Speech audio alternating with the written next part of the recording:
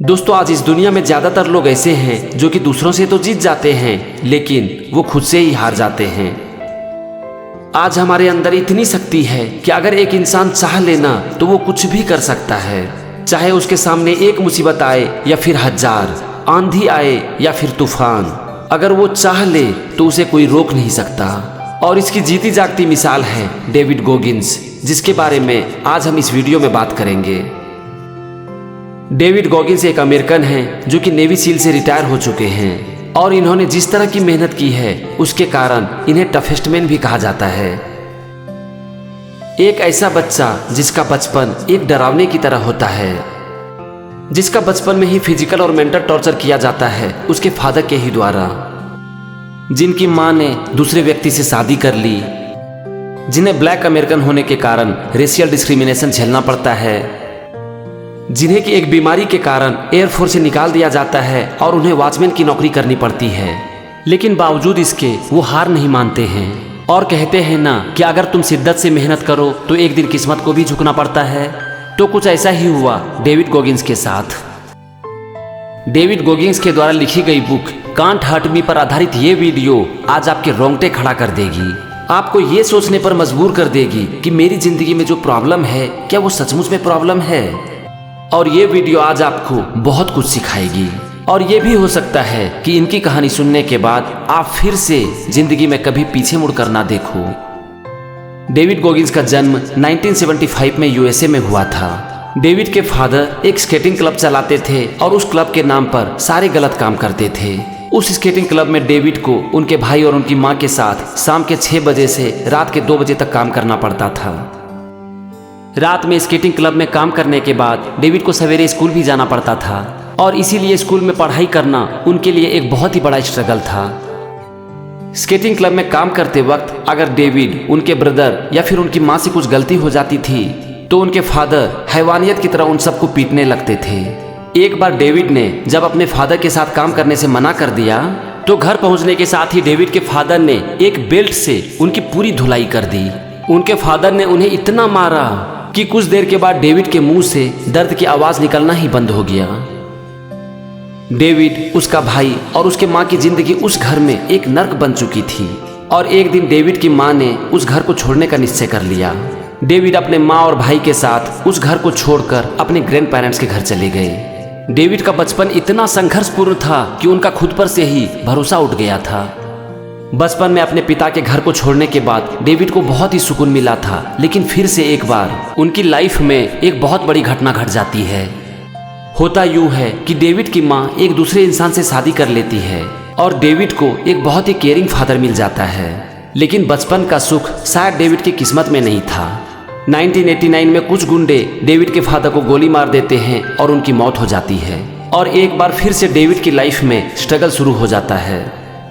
David का बचपन और स्कूल डेज बहुत ही चैलेंजिंग था, बहुत ही पेनफुल था। ब्लैक अमेरिकन होने के कारण डेविड को हमेशा रेशियल डिस्क्रिमिनेशन झेलना पड़ता था। इससे उनकी स्कूल की पढ़ाई पूरी तरह से बर्बाद हो चुकी थी और उनका स्कूल में परफॉर्मेंस बहुत ही खराब हो चुका था। वो एयरफोर्स ज्वाइन करना चाहते थे और एक बार जब उन्होंने इसका एग्जाम लिखा तो उस एग्जाम में वो बुरी तरह से फेल हो गए। डेविड रात में एक दिन डिनर कर रहे थे और उस दिन उनकी लाइफ में एक टर्निंग पॉइंट आया। डिनर करने के बाद डेविड जब वॉशरूम गए तो वॉशरूम के मिरर में उन्होंने खुद को देखा और ये चीज़ उनकी लाइफ में एक बहुत बड़ा टर्निंग पॉइंट लेकर आया। जब मिरर में उन्होंने खुद को देखा तो वो खुद से ही बोलने लगे कि मेरे जैसा फेलियर आदमी को कोई एयरफोर्स में क्यों लेगा। वो मिरर में खुद को बोलने लगे कि मेरी लाइफ में ना तो कोई ड्रीम है, ना तो कोई मिशन है, ना तो कोई टारगेट है, तो फिर एयरफोर्स में मेरा सिलेक्शन क्यों होना चाहिए। इस चीज़ ने डेविड को अंदर से झकझोर कर रख दिया और फिर उन्होंने एक डिसीजन लिया और खुद से प्रॉमिस किया कि वो हर रात इस मिरर के सामने खड़े होंगे और खुद से सच बोलेंगे। डेविड ने इस मिरर का नाम रख दिया अकाउंटेबिलिटी मिरर। उस दिन के बाद डेविड रोज सवेरे 5 बजे उठने लगे और पढ़ाई के साथ साथ एक्सरसाइज भी करने लगे। फिर रोज रात में उनका खुद से ही सामना होता था अकाउंटेबिलिटी मिरर के पास और उस मिरर के सामने वो खुद से सच बोलते थे और अपनी सारी निगेटिविटी को खत्म करने की प्रॉमिस करते थे। जब वो सीनियर हाई स्कूल में पढ़ाई कर रहे थे तो उनका एक ही रूटीन था, पढ़ाई करना, एक्सरसाइज करना और बास्केटबॉल खेलना। वो अपने इस काम को पूरे मन से करते थे और इसके लिए उन्हें मोटिवेशन मिलता था उस अकाउंटेबिलिटी मिरर से। और अपनी मेहनत और लगन के बल पर उन्होंने 3rd अटेम्प्ट में एयरफोर्स का एग्जाम क्लियर कर लिया।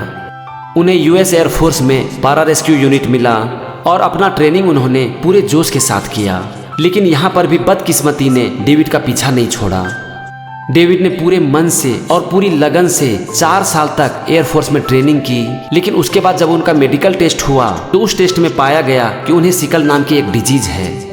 इस डिजीज में इंसान का रेड ब्लड सेल ऑटोमेटिक कम होने लगता है और इस कारण से डेविड को एयरफोर्स से निकाल दिया गया और फिर वो एक हॉस्पिटल में नाइट वॉचमैन का काम करने लगे।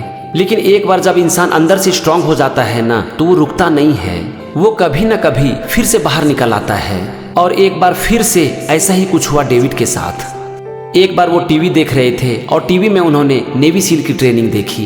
यूएस नेवी सील का ट्रेनिंग बहुत ही टफ ट्रेनिंग माना जाता है। लेकिन डेविड तो डेविड थे, उनकी टफनेस के सामने दुनिया की कोई भी टफनेस टिक नहीं पाती थी। और फिर उन्होंने एक डिसीजन ले लिया कि मैं नेवी सील ज्वाइन करूंगा। डेविड को पता चला कि यूएस नेवी सील को ज्वाइन करने के लिए उनकी हाइट के अनुसार उनका वेट होना चाहिए 90 kg, लेकिन उस समय उनका वेट था 140 kg और उनके पास सिर्फ 3 महीने का वक्त था जिसमें कि उन्हें 50 kg वजन कम करना था।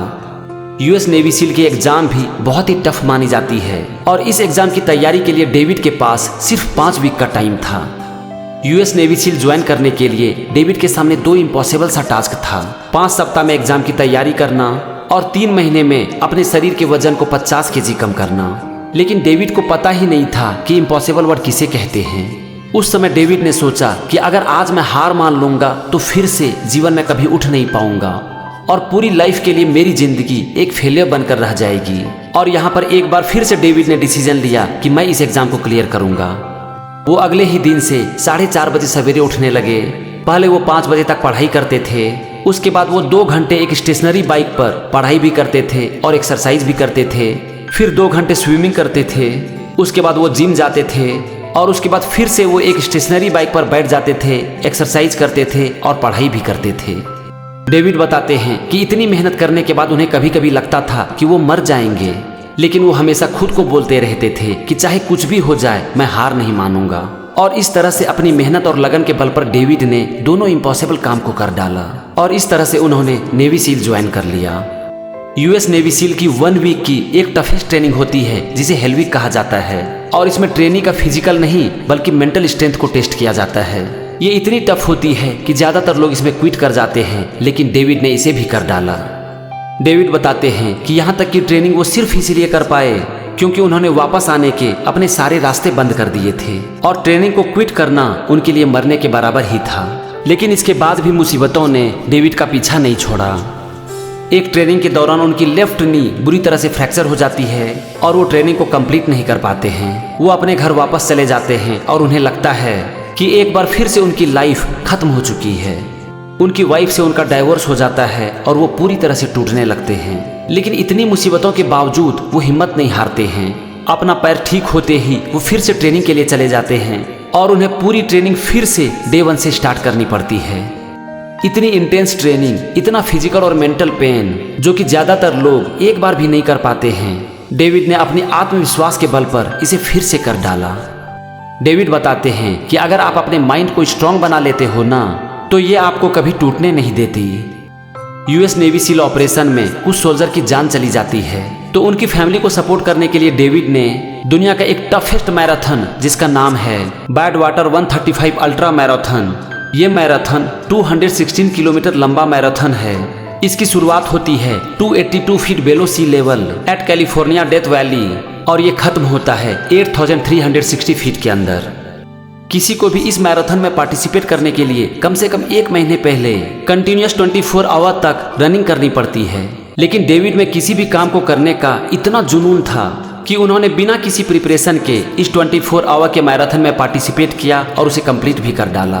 और इसे करने के बाद डेविड बताते हैं कि उन्हें पता चला कि इंसान की जो पोटेंशियल है ना, वो अनलिमिटेड होती है और अगर हम अपने मेंटल स्ट्रेंथ को बढ़ा लें तो इस दुनिया की किसी भी ऑब्स्टेकल को हम पार कर सकते हैं।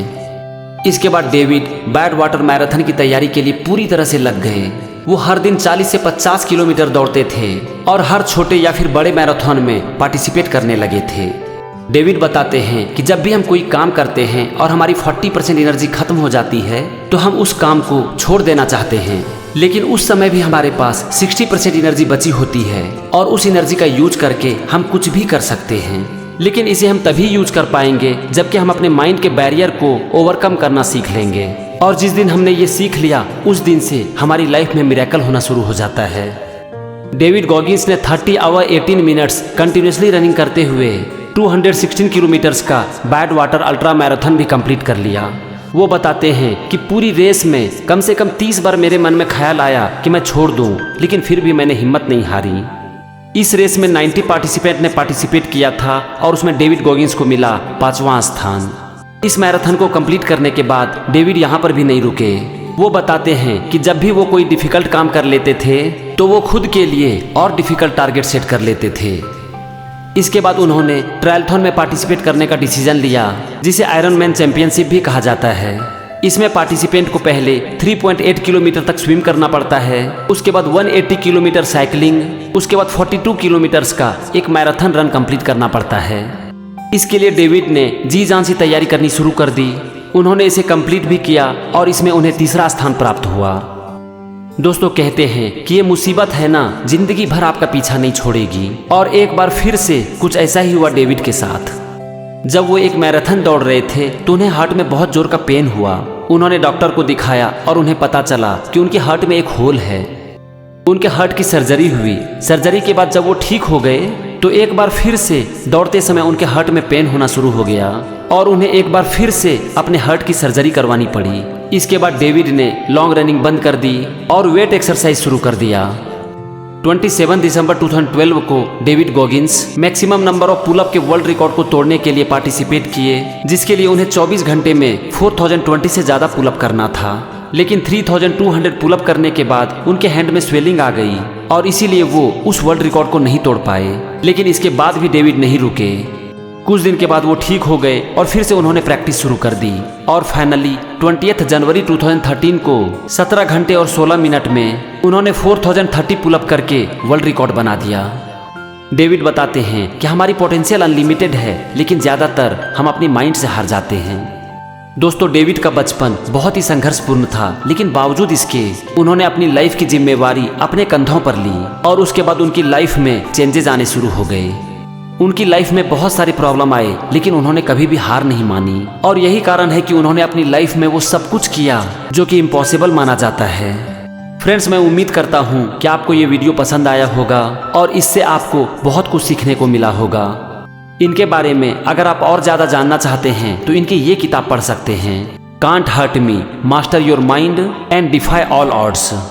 Thank you for watching this video. जय हिंद, वंदे मातरम।